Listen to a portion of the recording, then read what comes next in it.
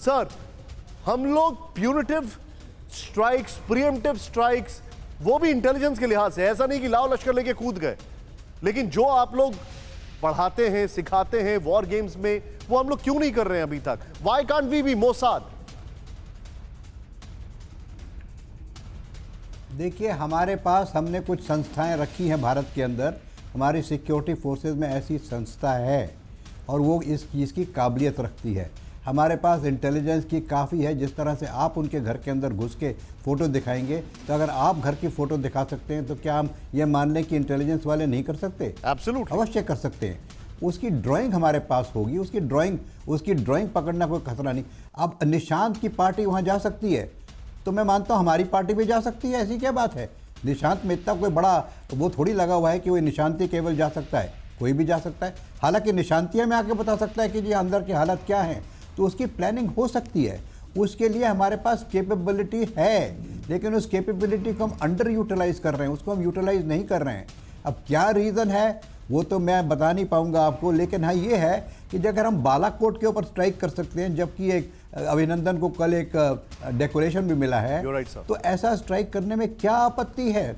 I don't understand. Brigadier विनय साहब ने बिल्कुल ठीक कहा कि अगर उसामा बिन लादेन के मरने के बाद कुछ नहीं हुआ और अगर और किसी को मारने के बाद कुछ नहीं, देखिए अगर हम कोर्ट कचहरी के केस चढ़ते रहेंगे तो इनके ऊपर तो कोर्ट में जाते हैं ये लोग, इनके हज़ारों फाइल बनते हैं, डोजियर बनते हैं, और उस सुप्रीम कोर्ट, हाई कोर्ट कह देता है नहीं जी एविडेंस इज़ नॉट एडिक्वेट, और उनको बरी कर देता है। फिर FATS की पहले से फिर इनको बंद करके और प्रिवेंटिव डिटेंशन में डाल देते हैं, पिछले गेट से बाहर करके हॉस्पिटल भेज देते हैं और वहाँ से किसी 5 स्टार होटल में चले जाते हैं। तो ये तो प्रोसीजर हम पिछले 20-25 साल से देख रहे हैं ना, तो how long do we want to see this? Sir, अब मेरा मानना ये है कि हमें we have to take all round action. आप जो बता रहे हैं सर, मैं जी इसका डिप्लोमेटिक जो है इम्प्लीकेशन क्या है वो समझने की कोशिश करूंगा अब एम्बेसडर साहब से, लेकिन उससे पहले थोड़ी देर में सलाउद्दीन पर विस्फोटक खुलासा होने वाला है। इस्लामाबाद में कैमरे में कैद हुआ आतंक का आका, हम गए वहां पर, अपने दफ्तर में आतंकी योजना बनाता दिखा सलाउद्दीन। TV9 भारतवर्ष पर सलाउद्दीन के इस्लामाबाद में होने के पूरे सबूत अब से कुछ ही क्षणों में हम आपको दिखाने जा रहे हैं। अब आपको बताते हैं कि आतंकी सैयद सलाउद्दीन का आतंकी नेटवर्क कहां से चलता है। प्ले ऑन करें इसको विजय, यहां पर ध्यान से देखें आप, कितने आतंकी ठिकाने, 1500 से 2000 फुल टाइम पाकिस्तान POK, ये देखें आप, इंडस्ट्री चल रही है पूरी। नेक्स्ट चेंज करें इसको यहां पर बड़ा तेजी से, वो ये 1000 आतंकी शादीशुदा, 500 से 1000 कुंवारे, अच्छा उनका मैरिटल स्टेटस तक पता है। गुजारा भत्ता 12,000 रुपए महीना, शादी करने पर 1 लाख रुपए। अच्छा ये देखिए आप, इंडस्ट्री है पूरी। 50,000 शादी खर्च, 50,000 रोजगार के लिए, ये आतंकियों का इंडस्ट्री चल रही है। मैं सीधे चलूंगा यहां पर, मेरे साथ एम्बेसडर दीपक वोरा है। सर, मैं एक चीज जानना चाहता हूं, एक ऐसा मुल्क जो कि आतंकियों के आगे घुटने टेक देता है और दुनिया की सुपर पावर होने का दम भरता है, एक ऐसी ऑर्गेनाइजेशन जो कि रिकॉर्ड कीपिंग से ज्यादा अब कुछ नहीं रह गई है, if they can not do anything, and I don't want to use the word nincompoop, but they don't want to do anything, fair enough, हम तो कर सकते हैं ना सर, व्हाट स्टॉप्स अस?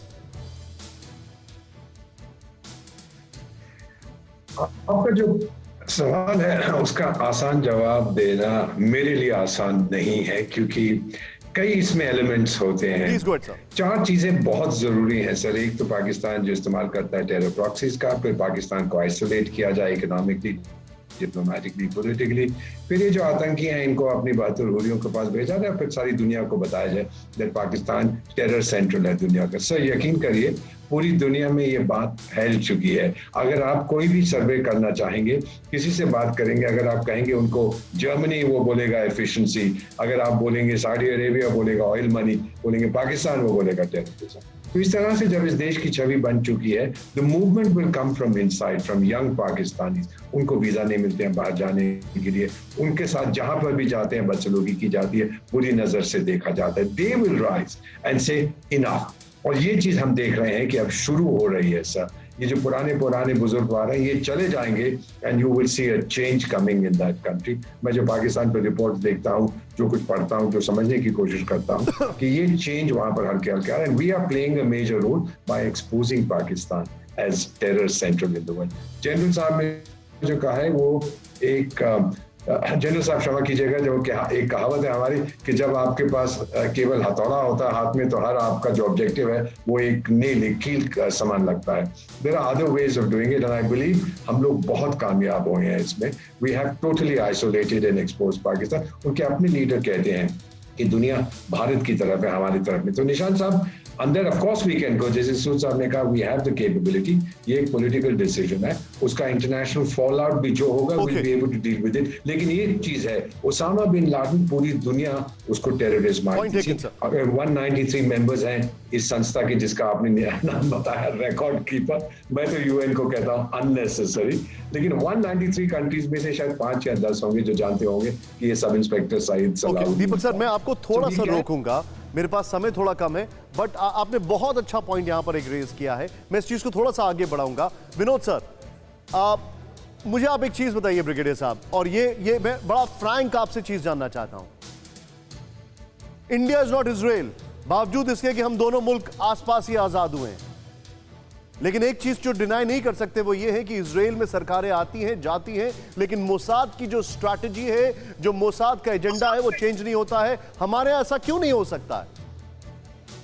निशान जी देखिए, अभी जनरल शंकर प्रसाद साहब ने बिल्कुल साफ और क्लियर शब्दों में ये साफ किया था कि हमारे पास इस तरह का फ्रेमवर्क है, हमारे पास इस तरह का तंत्र है, इस तरह की एजेंसीज हैं, लेकिन what we are lacking is muscular nationalism. What we are lacking is a clear-cut narrative in which we must strike, and we are striking against terrorists. आप देखिए बालाकोट स्ट्राइक में क्या हुआ, वहां हमने टेररिस्ट कैंप्स को स्ट्राइक किया है। The instructions were very clear that no civil population will be attacked or targeted. It was only the terrorist camps. चाहे वो आपके मुरीदके में हो, चाहे बहावलपुर में हो, चाहे मनशेरा में हो, हमें उनको स्ट्राइक करना चाहिए, and we must strike deep. देखिए सीआईए की एक सब रिपोर्ट है 1996 की, वो साया भी हुई है, जिसमें ये कहा गया था कि आईएसआई खुद मसूद अजहर को $60,000 महीना वजीफा दिया करती थी। तो जहां इस तरह की आपकी जो स्टेट स्पॉन्सर्ड या स्टेट द्वारा प्रायोजित इस तरह के प्रोग्राम होंगे, वहां आप टेररिस्ट को चाहे कितने डोजियर दीजिए, तो हमें एक आर्मी में टर्मिनोलॉजी होती है, हमें इनका समरली डिस्पोजल देना पड़ेगा। और जो उड़ी या बालाकोट में हुआ, और पाकिस्तान को ये क्लियर है भाई पाकिस्तान के टेररिस्ट कैंप्स क्यों वहां जा रहे हैं। जैसा अभी दीपक साहब ने भी कहा था कि भाई इन्हें हुरों से मिलवाया जाए, और इंडियन आर्मी वो एजेंसी है जो पिछले साल में करीब 265 ऐसे दहशतगर्दों को हुरों से मिलवा चुकी है। परवाह देश की, सोमवार से शुक्रवार रात 10 बजे TV9 भारतवर्ष पर।